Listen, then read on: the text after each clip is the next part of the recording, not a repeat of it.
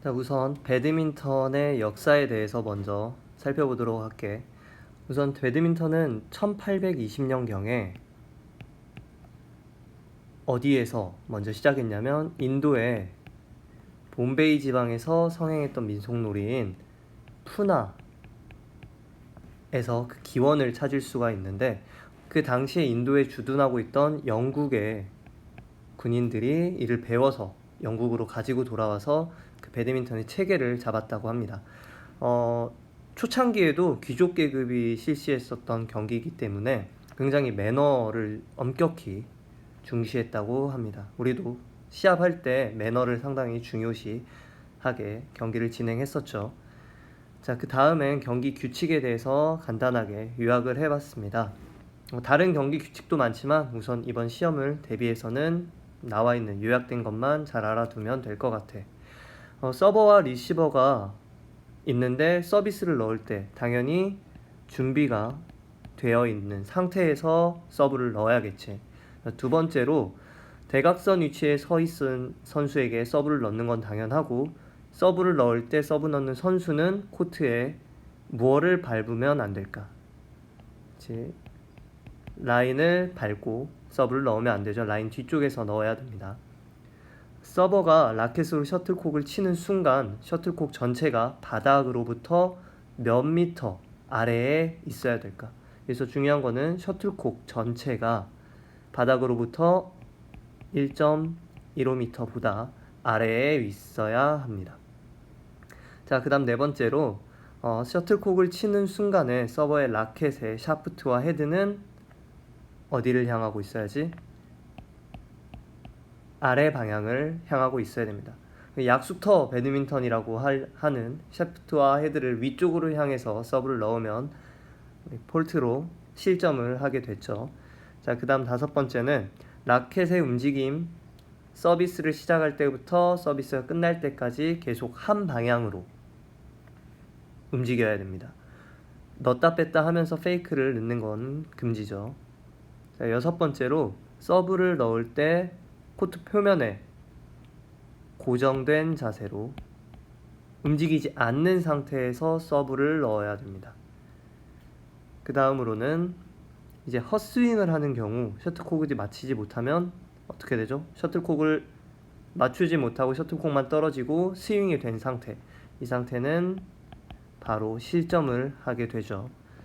자, 그 다음으로 네트나 네트를 보조해주는 용구, 즉 네트 위쪽 하얀 선뿐만 아니라 그 밑에 네트 그물망 돼 있는 그곳에 라켓이나 선수 그리고 선수의 옷이 접촉한 경우는 우리 바로 네트 터치로 실점을 하게 됩니다. 당연히 셔틀콕을 2번 이상 쳤을 경우는 실점을 하게 되겠고, 그리고 셔틀콕이 코트 라인 밖으로 떨어지는 경우, 그 다음에 네트 위로 넘어가지 않고 밑을 향한 경우, 그리고 천장 혹은 구조물에 닿은 경우는 바로 실점을 하게 됩니다. 자, 읽어보면 11번째에 써있는 무효, 그리고 이게 선언이 되면 바로 전에 서비스했던 선수가 다시 서브를 넣게 하는, 그렇죠, 렛이라고 하죠. 이 렛이 선언이 되면 무효 처리가 되고 다시 서브를 넣게 됩니다. 자, 여기는 렛이 선언되는 상황에 대해서 적어놨으니까 참고하시기 바랍니다.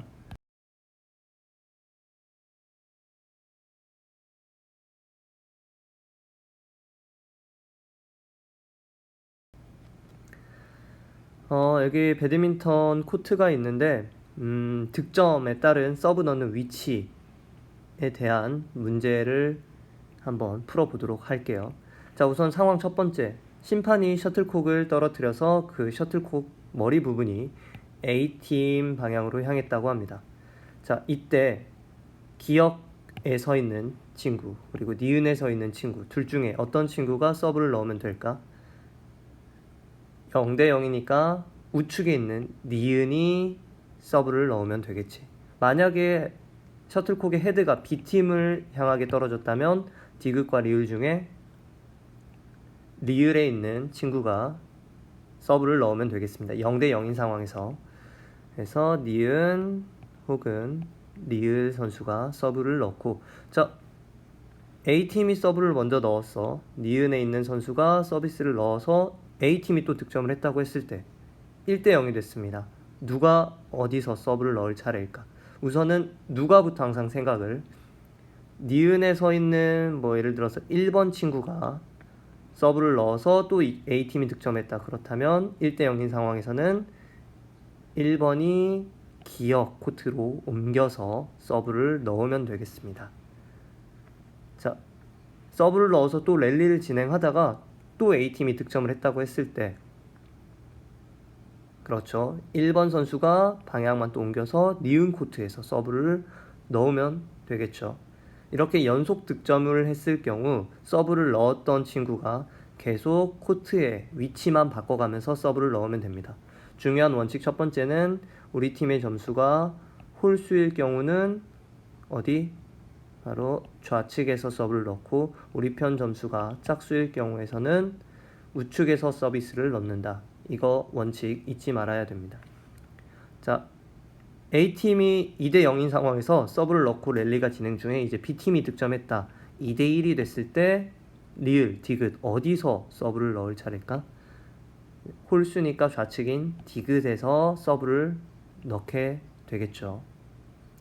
누가? 처음에 이곳에 서브를 받을 때 이곳에 서 있었던 친구가 디귿에서 서브를 넣으면 됩니다.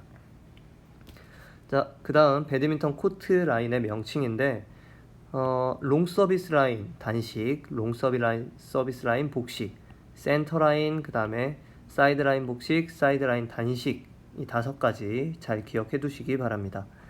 헷갈리는 경우가 있는데, 우리가 복식 2대2 경기를 할 때 서비스를 앞에 선, 뒤에 선, 그렇죠. 우리 서비스가 여기에 떨어지면 아웃이 되잖아.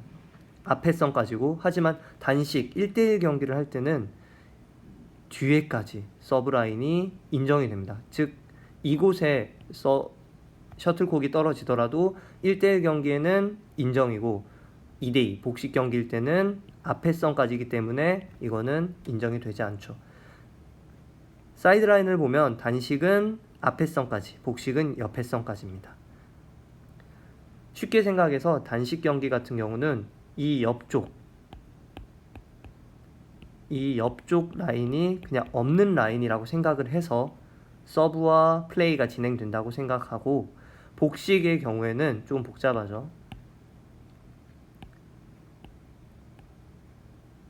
자, 여기가 이제 네트고, 옆에 라인은 끝까지를 다 사용하는데 서브만 이 앞에 라인까지만 진행되고, 이곳에 떨어지게 되면 이거는 실점입니다. 옆에 라인은 다 사용하고요. 플레이 중에는 당연히 코트 전체를 사용해서 플레이하기 때문에 어디 곳에나 떨어져도 상관이 없습니다. 라인에 딱 찢게 맞는 것도 득점으로 인정하죠.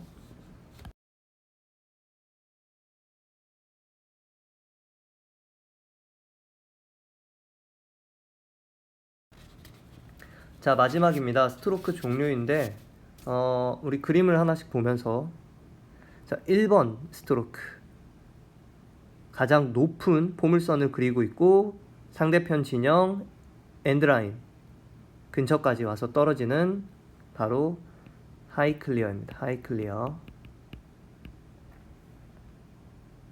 자, 이는 방어적인 클리어 방법인데, 우리 편이 수비할 시간을 벌어줄 수 있게끔 공을 멀리 높이 채공 시간을 가져가게 해서 충분히 수비 위치를 잡을 수 있게끔 하는 방어적인 클리어 방법입니다.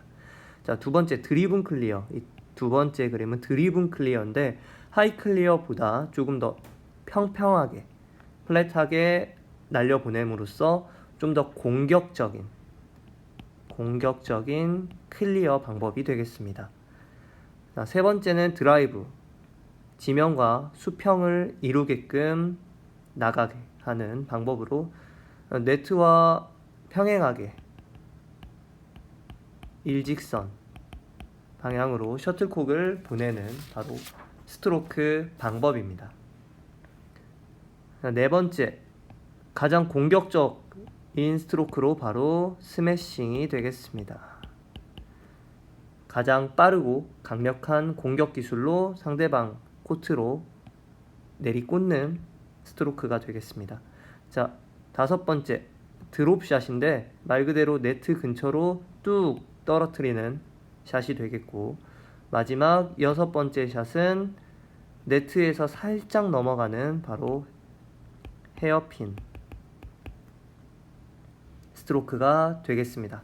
너 살짝 넘어온 드랍을 해서 상대방이 떨어뜨렸을 경우 이쪽 코트에 있는 선수가 와가지고 헤어핀으로 살짝 툭 건드려서 다시 상대방에게 가볍게 넘기는 기술이 되겠죠. 자, 우선은 배드민턴은 여기까지 해서 요약 정리를 마무리하도록 하겠습니다. 고생했습니다.